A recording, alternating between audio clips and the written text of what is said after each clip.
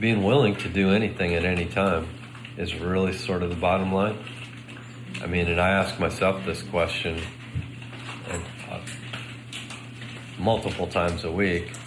Is there anything about my day, anything about my life, anything about my desires or my fears? Is there anything about fill in the blank that wouldn't go on the altar like Isaac did with Abraham? Is there anything? And I don't always have the perfect answer to that, but I'm leaning really hard into that question every day of my life. And it may not always look like that in terms of the output of that question, but that's not even the topic, is it? You know, the topic is there anything you would hold back?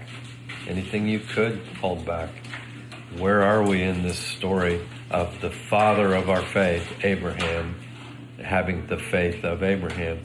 And I give Isaac a lot of credit too. He was 25. He climbed on that altar. He said, I'm here, Father, because I believe in the God you believe in. And if this is where we're going, this is where we're going. You know, he raised him in the way he should go. And in the end, he did not depart. That's the way, that's raising them in the way they should go, is having the faith of Abraham. And Isaac did. So, you know, that's, the point isn't, do you get everything right? The point isn't, how do you compare to everybody else? The point certainly is not, what does everybody else think of you? You know, the real point is, do we have the faith of Abraham? Is there anything? And, you know, you can fool yourself, you can play those kind of games if you want, but what's the point? Nobody knows but you and God whether you really live that way or not, because your behavior may not reflect it, or your behavior might be awesome to anybody else's, you know, vision, and you won't do that, because there are things you know you will not let go of. Whether it's biological family, or it's this, or it's that, or the other, you know, the comfort and wealth and golf and clothing and vanity and looking in the mirror and, you know, pride about intellect or looks or what, you know, I mean, you can go down all those roads and pretty well fool anybody, as long as it's just not real obvious and you don't open your mouth too much and let the cat out of the bag. As long as you paint on the face properly, you can project something that is entirely untrue. So it's got to be in our hearts that we are facing God ourselves every day. Is there anything that would even give me pause to go? We don't even have any evidence that Abraham paused in that. I'm sure he didn't love the idea. And while he was persuaded that God could raise the dead, he didn't know that God would raise the dead. I mean, that he wasn't banking on that. The real test really was, does my boy go on the altar or not? And you can argue with the whole thing, but you said I'd have children as numerous as the sands on the seashore. So I can, you know, so God, this is just a test. You're trying, it must be from Satan. It's Satan's voice wanting me to kill God's promise. It can't be God, right? It must be Satan's voice. So there's all these different ways of living a life that is not authentic before God. So what he's after is not what people think, not comparing to others, not how hard it is, not how easy it is. Who cares how hard it is? How could there have been anything harder than Abraham with Isaac? The hardest thing you could ever imagine in a billion years was a guy that's that old that finally had the baby, and God was all wrapped up in it, and now all of a sudden it's over with. And he's envisioning tomorrow without Isaac. What could be harder than that? So are any of our things harder than Abraham's? I think not. So it must be possible then for us to put all of our things on the altar. And that's what he's calling us to be. And I didn't say do. That's what he's calling us to be. And that's the faith of Abraham, and that's the basis of the ecosystem. It has nothing to do with style points or building structures, asset class, that we happen to meet in. This is not the schedule. It's not any of that stuff. It's, do we help each other? And it takes time, and it takes that kind of relationship where, we're able to know each other enough. The process of learning Christ requires the ecosystem, because anything short of the ecosystem will never see that look in her eye when she's being mischievous.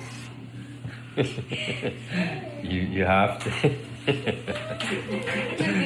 you have to know each other in 100 mothers, brothers, sisters sort of life, and that takes time, because it might take months or years to be able to peel back enough layers of the onion to see the nuance of, I would put anything except Isaac on the altar.